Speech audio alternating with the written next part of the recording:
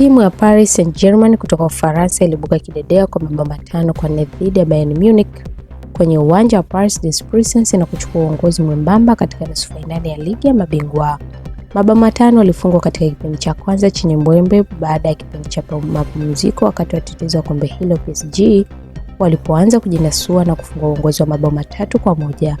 Lakini Bayern ambao tayari wametawazwa kama mabingwa wa Bundesliga na kushinikiza kunyakua makombe 3 msimu huu, walipunguza nakisi hadi 1 na kuanzisha mechi nzuri ya mkondo wa pili huko Munich. Kama timu mbili zilizofunga mabao mengi katika shindano hili mwaka huu, ilifanya tu umati huo uliochangamka kuonyeshwa mchezo wa kuvutia wenye vipaji vya kushambulia katika pambano la hali ya juu. Wakiwa nyuma kwa mkwaju wa penalty wa Harry Kane baada ya Luis Diaz kumchezea rafu William Pasco, PSG walionyesha tishio lao la kuchukua uongozi.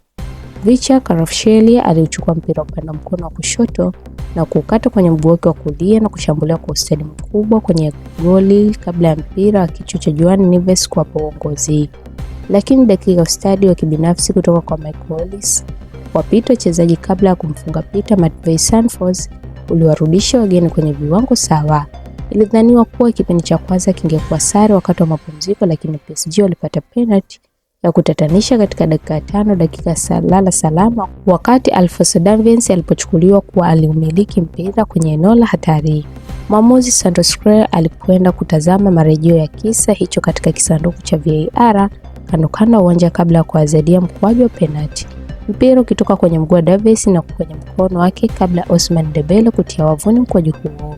Bayern walirejea kutoka mapumziko wakiwa wamedhamiria angalau kurejesha usawa, lakini wakati fulani walibabaika huku Wafaransa wakichukua udhibiti wa mpira.